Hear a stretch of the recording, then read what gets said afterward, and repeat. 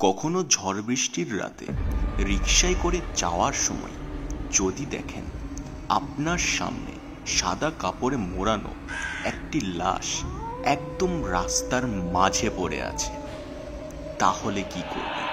আজকে যেই ঘটনাটা বলতে চলেছি, এই ঘটনা কোনো এক শ্মশানের পাশের বাঁশঝাড়ে ঘটে যাওয়া ভয়ঙ্কর একটি ঘটনা।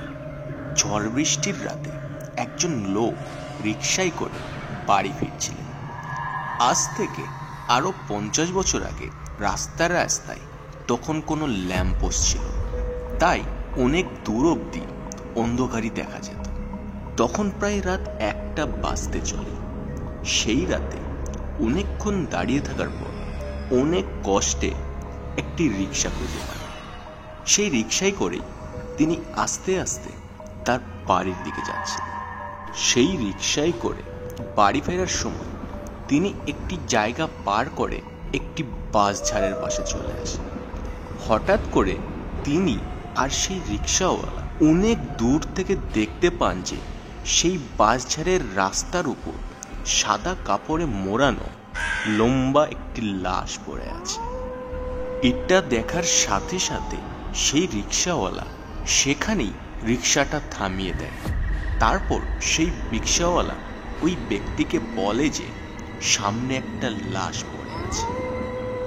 তখন সেই ব্যক্তি তাকে বলেন যে হয়তো ঝড় বৃষ্টির কারণে তাকে না পুড়িয়েই এখানে রেখে সবাই চলে গেছে। এখন তাদের উচিত সেই লাশটা পোড়ানোর ব্যবস্থা করা। তার কথা শুনে সেই রিকশাওয়ালা এবার সেই লাশের সামনে এসে রিকশা থামিয়ে দেয়, আর দুজনেই রিকশা থেকে নেমে পড়ে। সেই ব্যক্তি রিকশাওয়ালাকে বলেন যে লাশটা সত্যিই মৃত কিনা সেটা একবার দেখতে। সেই রিকশাওয়ালা লাশের কাছে গিয়ে হাত না দিয়ে সে তার পা দিয়ে সেই লাশটার গায়ে স্পর্শ করে। যখন সে দেখে সেই লাশটা কোনো সাড়া দিচ্ছে না, সে ওই লাশটাকে ঘাড়ে নিয়ে রিকশার দিকে আসা শুরু করে। সেই লোকটা রিকশাওয়ালার পেছনে ছিল, আর ওই রিকশাওয়ালা সেই লাশটা নিয়ে রিকশার দিকে যাচ্ছিল। এভাবেই নিয়ে যাওয়ার সময় মুখের দিকের অংশ অনেকটাই খুলে গেছিল, তাই সেই লাশটার মুখও একটু একটু দেখা যাচ্ছিল। কিছু দূর যাওয়ার পর হঠাৎ করে সেই লোকটার চোখ সেই লাশের দিকে পড়ে, আর এরপর সে যা দেখে তাতে তার পুরো শরীর ভয়ে কাঁটা দিয়ে ওঠে। তিনি দেখেন যে সেই লাশটা হঠাৎ করে সেই রিকশাওয়ালার ঘাড় থেকে মাথা তুলে তার দিকে ভয়ঙ্করভাবে তাকিয়ে আছে। এটা দেখে সে চিৎকার করে ওঠে, আর চিৎকার করতে করতে সেই রিকশাওয়ালাকে বলেন যে সেই লাশটা ঘাড় থেকে ফেলে দিতে। সেই রিকশাওয়ালা দেখতে পায় যে তার গায়ে যে লাশটা ছিল তার দেহটা পুরো লোমে ভর্তি। সে ওই লাশটাকে ঘাড় থেকে ফেলে দেওয়ার আগেই সেই লাশটা ধাক্কা মেরে সেই রিকশাওয়ালাকে সেই বাঁশঝাড়ের দিকে ফেলে দেয়। আর সেখানে দাঁড়িয়ে ভয়ঙ্করভাবে সেই রিকশাওয়ালার দিকে তাকিয়ে বলে যে সে কেন তাকে পা দিয়ে স্পর্শ করলো। এই বলে সে ওই রিকশাওয়ালার দিকে ভয়ঙ্করভাবে দৌড়তে থাকে, আর সেই রিকশাওয়ালা ভয় পেয়ে কিছু না ভেবে সেই বাঁশঝাড়ের দিকে ঢুকে পড়ে। চোখের সামনে এটা দেখে সেই লোকটি ঠিক কি করবে ভেবে না পেয়ে ভয়ে এক দৌড়ে সেখান থেকে অনেকটা দূরে পালিয়ে যায়।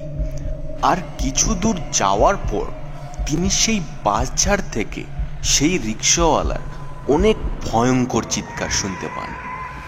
সেই চিৎকার এতটাই ভয়ানক ছিল যে তিনি দৌড়তে দৌড়তে সেই ঝড় বৃষ্টির রাতে একসময় জ্ঞান হারিয়ে সেখানেই পড়ে যান।